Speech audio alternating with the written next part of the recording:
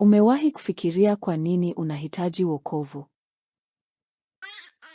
Wanadamu hulia kwa kukata tamaa tangu wanapozaliwa. Mwanzoni hulia kwa sababu ya njaa. Isha akitamani utunzaji, anatokwa na machozi. Na watoto wanapokuwa, aina mbalimbali za mkanganyiko huonekana. Ni nini kilicho nyuma ya tamaa ambazo wanadamu wanazo tangu kuzaliwa? Kuhusu tamaa ambazo wanadamu wanazo tangu kuzaliwa, Biblia inashuhudia hivi. Inaitwa uchoyo, wivu, chuki, hasira, ugomvi.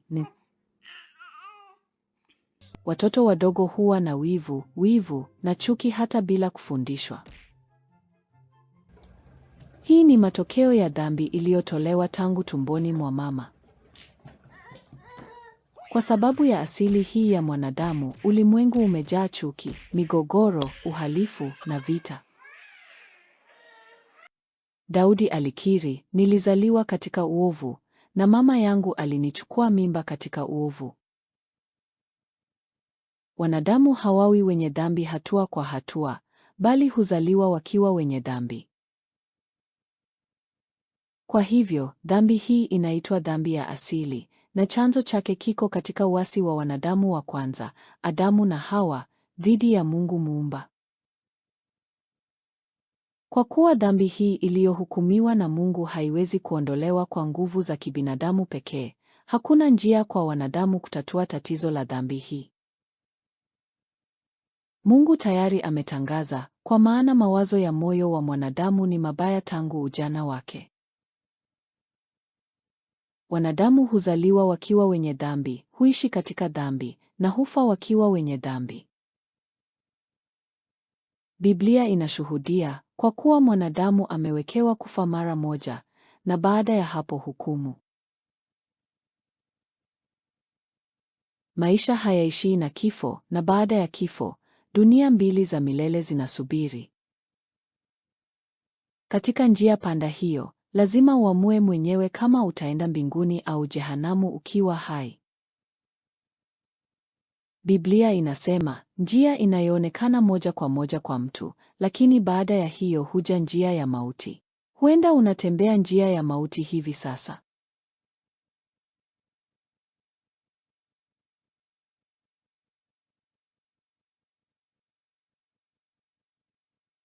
Katika hali hiyo, lazima urudi ili uokoke. Wale ambao hawajaacha dhambi zao wataingia katika adhabu ya milele, yaani kuzimu, kupitia hukumu ya Mungu. Hata hivyo, neema ya ajabu kutoka kwa Mungu iliwajia wanadamu wakiwa wamekata tamaa. Ilikuwa ni Mungu kumtuma mwanawe kuchukua dhambi za wanadamu. Kwa mujibu wa kanuni ya Mungu kwamba dhambi lazima ioshwe kwa damu ya wenye haki wasio na dhambi, Mungu alimtuma mwanawe ulimwenguni katika umbo la mwanadamu, na damu yake ya haki ilimwagwa msalabani. Kwa hivyo, Biblia inashuhudia, kwa maana Mungu aliupenda ulimwengu hivi, hata akamtoa mwanawe pekee, ili kila mtu amwaminie asipotee, bali awe na uzima wa milele. Mungu alitangaza kwamba tukiamini kwamba Yesu Kristo, mwana wa Mungu aliyekuja ulimwenguni, ndiye Mwokozi anayetuokoa kutoka kwa dhambi, tutaokolewa. Kwa maneno mengine, inamaanisha kwamba Yesu Kristo alimwaga damu yake na akafa msalabani ili kulipa gharama ya dhambi zako. Nitaelezea kwa ufupi kanuni ya wokovu kupitia picha. Ili kumkubali Yesu Kristo kama Mwokozi wako, lazima kwanza ukiri kwamba wewe ni mwenye dhambi na utubu kwa Mungu kwa dhati. Kisha, tukio la ajabu la kiroho hutokea. Unapotubu dhambi zako kwa dhati, dhambi zako zote huhamishiwa kwa Yesu. Hii ni kwa sababu Yesu alimwaga damu yake msalabani ili kulipa gharama ya dhambi zako. Athari hii ya kiroho huonekana unapomwamini Yesu kwa dhati. Ikiwa dhambi zako zote zitahamishiwa kwa Yesu, haki safi ya Yesu pia itahamishiwa kwako wakati huo huo. Unahesabiwa kuwa mwenye haki mbele za Mungu kwa sababu umepokea haki ya Yesu. Hata kama dhambi za zamani zitabaki maishani mwako, Mungu ameahidi kwamba hatazikumbuka zote. Kwa sababu ya ahadi hii ya Mungu, unakuwa mtoto wa Mungu na Mungu anakuongoza mbinguni. Sasa ni lazima umpokee Yesu Kristo mioyoni mwako kama Mwokozi wako na umtumaini kwa imani. Je, utamkubali Yesu kama Mwokozi wako?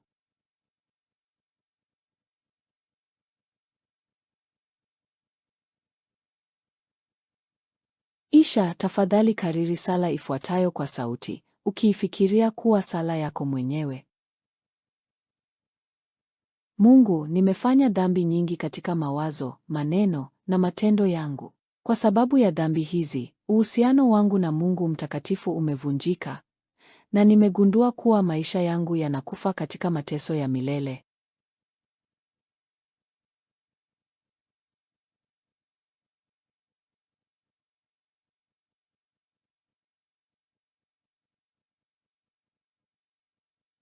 Mungu, sasa naja mbele yako. Ninaamini kwamba Yesu ni mwana wa Mungu aliyekuja ulimwenguni kunipenda na kuniokoa.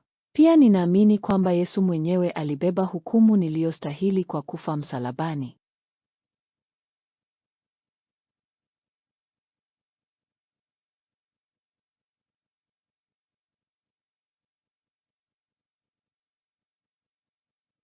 Mungu, nimeacha mawazo na dhambi zangu mbaya za zamani na nimetubu kwa dhati.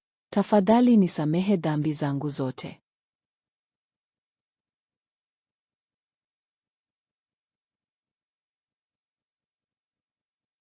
Kwa wakati huu, ninafungua mlango wa moyo wangu na kumpokea Bwana Yesu Kristo kama Mwokozi wangu.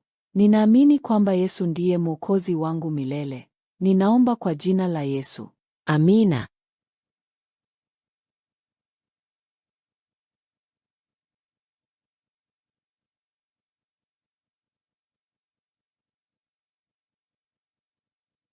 Sasa umekuwa mtu mpya. Biblia inashuhudia kwamba hili lilitimizwa kwa nguvu ya neno la Mungu, na inaita hili kuzaliwa mara ya pili. Mtu aliyezaliwa mara ya pili kiroho anahitaji lishe ya kiroho, na lishe hiyo ni neno la Mungu. Kwa hivyo, Biblia inashuhudia, kama watoto wachanga waliozaliwa sasa, kamanini maziwa safi ya Roho. Kwa maneno mengine, inamaanisha kutamani neno la Biblia. Ukisoma Biblia kila siku, utakuwa na kukomaa kiroho. Unaposoma neno la Mungu, unasikia sauti ya Mungu kiroho na kuzungumza na Mungu kupitia maombi. Ndipo tumaini la mbinguni lililoahidiwa na Mungu litangaa zaidi moyoni mwako.